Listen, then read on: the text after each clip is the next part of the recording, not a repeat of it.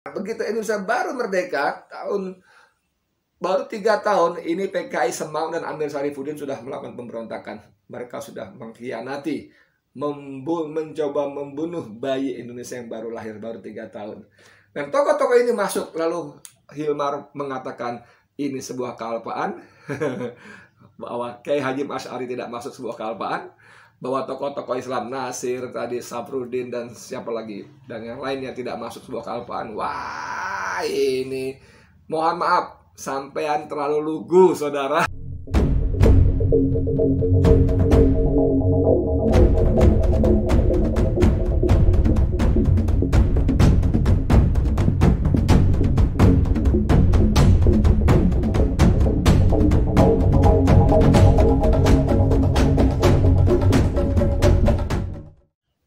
Assalamualaikum warahmatullahi wabarakatuh. Saudara, dengan saya lagi Edi Mulyadi dari Forum News Network. Saudara, kita masih mempersoalkan, nah gitu istilahnya ya, mempersoalkan ada indikasi, bukan Anda ya, semakin kuat tanda-tanda bahwa PKI komunis berkuasa di negeri tercinta ini. Wih, serem gak sih? Kalimatnya bahaya gak sih kalau gini? Oke, soal bahaya gak bahaya, ini saya mengutip berita saja ya. Soal PKI, Dirjen Kebudayaan Hilmar Farid dinilai pro PKI dan mau belokkan sejarah. Nah, ini dari fakta kini ya. Tuh, judulnya ada jelas nggak sih? Gitu ya. Oke, saya bacain. Tangan-tangan pendukung PKI dinilai makin terlihat dalam berbagai bentuk. Sejarawan sekaligus pendiri dan pemilik Fadlizon Library, Fadlizon menyatakan Dirjen Kebudayaan Kemendikbud Hilmar Farid hendak membelokkan sejarah tentang pemberontakan Partai Komunis Indonesia. Kata Fadlizon nih ya, saya cuma bacain aja. Pernyataan Fadli itu disampaikan melalui akun Twitternya Rabu udah lama nih, udah 2 hari lalu ya. Menanggapi video lama di YouTube berjudul Kaum Kiri dan Historiografi Orde Baru yang di dalamnya memuat pandangan-pandangan Hilmar Farid. Anda nonton nggak videonya? Ada. Mungkin panjang tapi cukup pendek. Intinya kata Hilmar Farid ini bahwa itu cuma rekayasa bisa-bisaannya Soeharto saja. Dalam soal PKI, kata Fadlizon, Dirjen Kebudayaan ini jelas bela sejarah versi PKI, menyalahkan Orde Baru dan TNI, tak akui PKI lakukan kudeta, malah PKI sebagai korban, kata Fadli ya. Hilmar, lanjut anggota Komisi 1 DPR itu juga tidak menyebut G30S-PKI. Ya, kita ingat waktu sekolah dulu, G30S-PKI, G Gerakan 30S September-PKI. Nah, tapi Hilmar menyebutnya hanya G30S saja, tidak ada Sri PKI-nya. Ia coba menepis penyiksaan terhadap para jenderal di lubang buaya dengan hasil visum. Ia mau belokkan sejarah, kata Fadlizon. Kecurigaan adanya tangan-tangan pendukung PKI dalam peristiwa yang terjadi secara beruntun akhir-akhir ini cukup beralasan. Frase agama mau dihilangkan, pendidikan Pancasila dan bahasa Indonesia dihilangkan, sudah dihilangkan. Ada PP-nya, ada peraturan pemerintah yang teken Jokowi, saudara. Joko Widodo, Presiden Republik Indonesia, yang teriak-teriak, saya Pancasila. NKRI harga mati. Dan diikuti oleh para, hulu balangnya, para pendukungnya, saya Pancasila. Ingat 2 tahun lalu mereka rame-rame bikin meme, bikin poster, bikin segala macam. Ada sebelah sini tulisan saya Pancasila, sebelah sini foto mereka masing-masing. Saya Pancasila. Tapi dia teken peraturan pemerintah yang menghilangkan pelajaran bahasa Indonesia dan Pancasila. Top. Hebat kan? Lalu apa lagi katanya? Tokoh NU dihilangkan dari sejarah. Penistaan agama yang marak. Apakah ini menunjukkan komunisme bangkit? Tulis Chris Wamea melalui akun Twitternya @putrawadapi Rabu 21 April.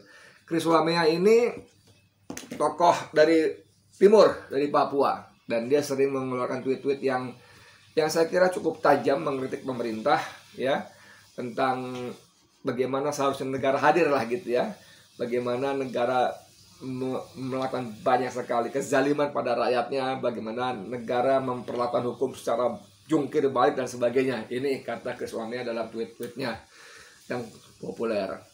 Sebelumnya terkait hilangnya nama pendiri NU Kiai Haji Hasyim Asy'ari dalam Kamus Sejarah Indonesia, Dirjen Kebudayaan Hilmar Farid mengaku adanya kealpaan tim teknis. Kealpaan saudara, nggak sengaja. Saya mengakui bahwa ini kesalahan, tapi ya karena kealpaan, bukan kesengajaan. Itu poin yang saya mau tekankan, ujar Hilmar dalam jumpa pers daring Selasa 20 April. Saudara, betul nggak sih sebetulnya yang namanya PKI itu betul-betul sudah menguasai begitu banyak posisi-posisi kunci. Salah satunya ya kalau tidak mau disebut PKI ya paling nggak orang-orang yang berideologi kiri lah. Seperti Hilmar Farid ini, Dirjen Kebudayaan ini jelas-jelas dia membela PKI, dia menuduh tentara TNI Angkatan Darat khususnya sebagai pelaku pembantaian terhadap PKI. Padahal kita tahu sejarah mencatat, wih ngeri sekali ya. Oke, kita lihat, betulkah kalau si Hilmar mengakui dia cuma alpa, timnya cuma alpa, nggak sengaja. Coba perhatikan, kalau dia mengakui salah, tak cantumkan nama Kiai Haji Hasyim Asy'ari, Dirjen Kebudayaan yang di dalam buku itu disebut pengarah ya, Kamus Sejarah itu, mestinya ia juga akui kenapa dalam Kamus Sejarah Indonesia tidak memasukkan Kiai Haji Wahid Hasyim. Kiai Haji Wahid Hasyim ini adalah putra dari Kiai Haji Hasyim Asy'ari. Dan Kiai Haji Wahid Hasyim adalah bapak dari Gus Dur Abdurrahman Wahid yang pernah menjadi presiden kita, Republik Indonesia.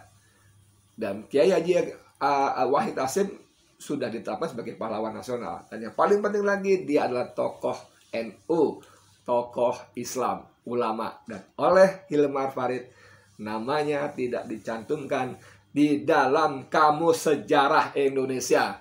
Juga Kamus Sejarah Indonesia tidak memasukkan M. Nasir. Saudara tahu M. Nasir? Muhammad Nasir ini Perdana Menteri Indonesia, ketua dan pendiri-pendiri Partai Masyumi, Majelis Syuro Indonesia, Muslimin Indonesia. Dan dengan mosi integralnya, dia waktu jadi Perdana Menteri, dia membuat mosi integral yang menyatukan kembali negara-negara boneka. Ada RIS, negara Indonesia Serikat, negara Pasundan, negara Maluku, negara apa. Lalu dia membuat mosi integral sehingga menjadi NKRI lagi. Bayangkan bagaimana mungkin tokoh sepenting ini tidak dimasukkan ke dalam buku Kamus Sejarah Indonesia. Mau dibilang kealpaan? Oh tidak, Nasir itu tokoh ulama Muslim cendekiawan Islam yang dahsyat jasanya kepada negara. Kemudian ada juga tidak dimasukkan Mr. Safruddin Prawira Negara. Mr. Safruddin Prawira Negara ini juga salah satu tokoh Masyumi. Dan ketika Soekarno-Hatta ditangkap oleh Belanda, ketika Yogyakarta sebagai ibu kota dikuasai oleh Belanda, Safruddin dan kawan-kawan mendirikan pemerintahan darurat Republik Indonesia PDRI di Bukit Tinggi, Sumatera Barat. Dari sana dia mengelola negara, memimpin negara sehingga negara Indonesia tetap eksis. Dan ketika Soekarno-Hatta dibebaskan, dia sebetulnya bisa saja mengatakan saya tetap presiden.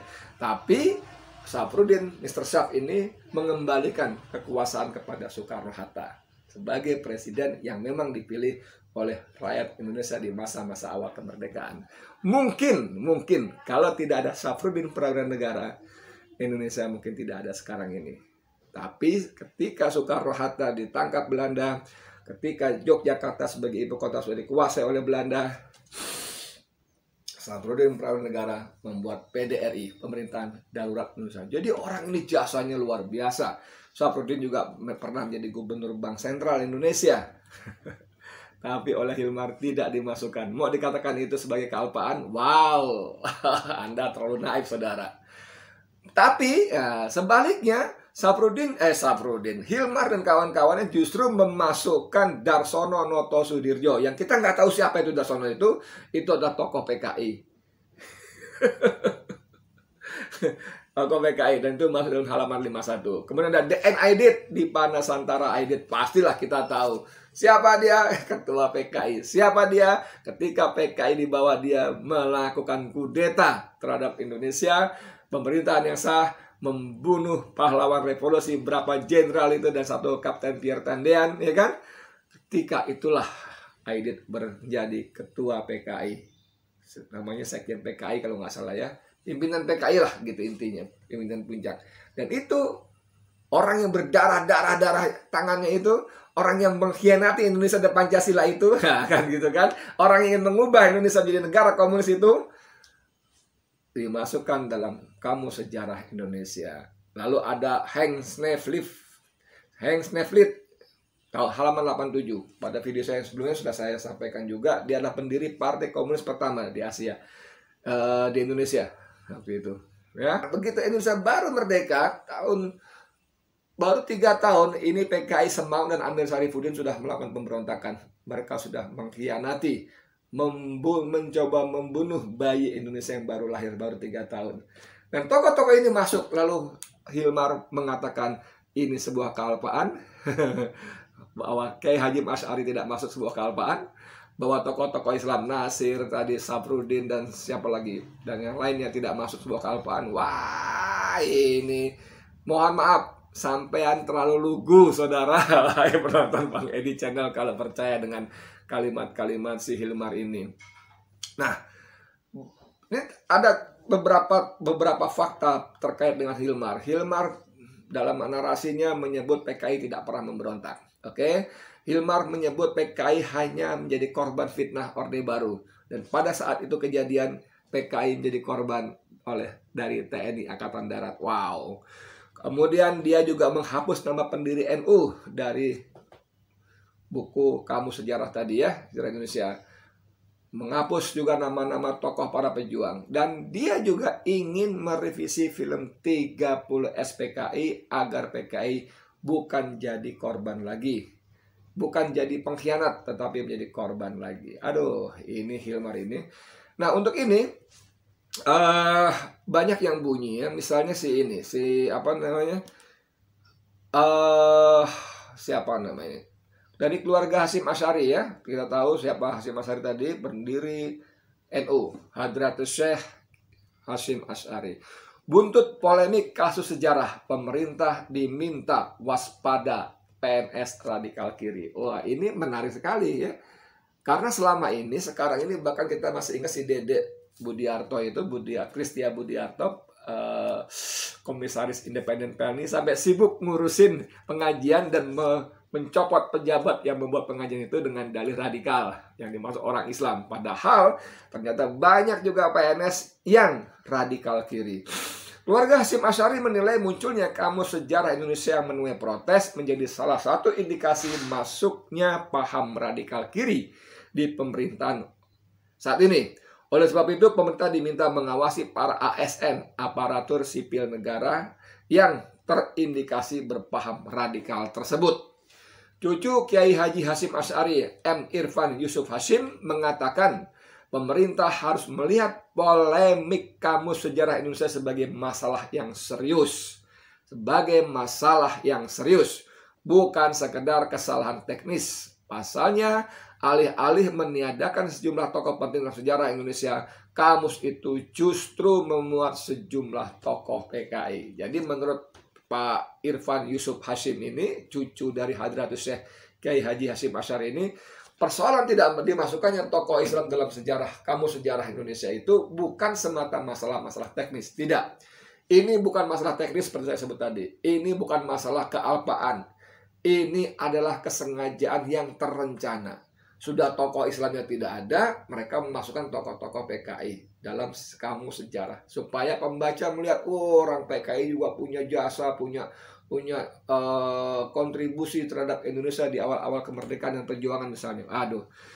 Munculnya buku Kamus Sejarah Indonesia dengan berbagai kontroversi di dalamnya berbarengan dengan terbitnya PP nomor 57 tahun 2021 tentang Standar Nasional Pendidikan atau SNP yang meniadakan pendidikan Pancasila dan pendidikan bahasa dalam pendidikan nasional. Ini masalah substansial, bukan lagi urusan teknis, kata pria yang akrab disapa Gus Irfan. Gus Irfan meminta pemerintah melihat persoalan Kamus Sejarah Indonesia dan terbitnya PP nomor 57 secara komprehensif, yaitu terkait potensi masuknya ASN atau pejabat publik yang berpaham radikal kiri dalam pemerintahan. Saya kira kita semua yang berpikir waras, yang punya akal nurani, yang masih sehat, gitu ya, akal sehat, nggak bisa dengan gampang menerima penjelasan dari Hilmar Farid ini. Oh, itu kesalahan, iya kami akui, tapi itu bukan sengaja. Bohong besar. Jadi memang tanda-tanda kebangkitan PKI sudah semakin nyata, saudara. Ini ya, saya ada beberapa catatan. Indikasi kebangkitan PKI sejak 98. 1. Tuntutan pencabutan TAP MPRS nomor 25 tahun 66 tentang pembubaran PKI dan pelarangan PKI. Ini bergema waktu itu. Dan sekarang masih belum hilang. 2. Peniadaan litsus. Kemarin saya pernah paparkan tentang litsus. Penelitian khusus bagi pejabat publik untuk buktikan bersih dari unsur PKI ya. Kalau saya mau jadi pejabat apa, dilihat tuh. Dari mulai belum pejabat tinggi, mulai masuk, si Edi ini siapa? Sekolah di mana? Belajar di mana? Ngaji sama siapa? Pergaulannya dengan siapa? Pikiran-pikirannya bagaimana? Ini untuk meneliti apakah si Edi terpapar radikalisme. Seperti yang sekarang mereka lakukan sekarang ini. Anda tahu tes di KPK di mana itu ada pertanyaan-pertanyaan yang tidak ada hubungannya dengan pekerjaan, yaitu pertanyaan tentang orientasi politik. Kalau ditanya orientasi politik Anda tentang Islam begitu bagus, menguat, buang. Kenapa? Karena ini anak pasti calon atau sudah terpapar radikalisme. Kita enggak. Kalau kita punya pemahaman agama yang bagus, yang sesuai dengan Quran Sunnah, yang punya giroh terhadap Islam, dicoret. Nah, itu namanya litsus. Dan sekarang litsus itu dipakai untuk memilah, membuang orang-orang yang dianggap radikal, punya paham Islam radikal, intoleran, teroris, dan sebagainya. Kalau dulu zaman Pak Harto, litsus itu dipakai untuk meneliti orang-orang yang terindikasi PKI atau paham kiri. Ada lagi. Tanpa litsus, banyak anak keturunan PKI yang masih mengusung ideologi PKI lolos menjadi pejabat publik di berbagai daerah, termasuk di pusat maksudnya ya. Tanpa litsus, kini DPR ada banyak turunan PKI yang masih mengusung ideologi PKI. Nomor 5, penghapusan sejarah pengkhianatan PKI dari kurikulum pendidikan nasional di semua jenjang pendidikan. Anda baca sekarang buku sejarah anak-anak sekolah SD, SMP, SMA, ada cerita soal pengkhianatan PKI? Boten wonten. Tidak ada. Setahun atau 2 tahun yang lalu beredar video pendek anak muda mau daftar masuk TNI dites. Yang itu kalau nggak salah sersan ya. Coba sebutkan siapa pahlawan revolusi. Gila nggak ditanya begitu ya. Anak ini siap mengatakan 1. Jenderal Naga Bonar. 2. Pangeran Patimura. 3. Nggak ada yang benar. Pahlawan revolusi mereka nggak tahu. Itu anak mau daftar angkatan darat, saudara. Sampai si sersan itu ketawa-ketawa dan kemudian ya udah kamu jangan kasih tahu teman-teman kamu ya soal itu. Dia bercandain begitu. Ini ngeri, saudara. Sejarah itu memang masa lalu, tapi dengan sejarah kita belajar. Dengan sejarah kita belajar bagaimana lobang-lobang yang menjebak, yang menjerumuskan bangsa ini sehingga kita tahu tidak masuk ke lobang yang sama untuk kedua, ketiga, dan seterusnya kali. Masih ingat pepatah bahwa keledai tidak akan terperosok ke lubang yang sama untuk kedua kalinya. Dan kita tahu bahwa keledai adalah lambang makhluk yang terbodoh. Kalau kita mengulangi kesalahan yang sama hanya karena kita tidak mau mempelajari sejarah, khususnya pengkhianatan PKI dan sebagainya tadi, maka sorry banget, bangsa Indonesia lebih bodoh daripada keledai. Aduh. Kemudian ada usaha nomor 6 menghentikan pemutaran film 30 SPKI di semua televisi nasional. Dan itu sudah terjadi beberapa tahun ini, oke? Munculnya Ormas dan Orsospol serta LSM yang berhaluan PKI. Wah, ya. 9, terbitnya buku-buku yang membela PKI secara meluas tanpa batas dan dijual bebas. 10, maraknya pembelaan terhadap PKI di berbagai media cetak dan elektronik serta medsos secara demonstratif dan provokatif. 11, penggelaran seminar, temu kangen, dialog, simposium, diskusi publik untuk bela PKI.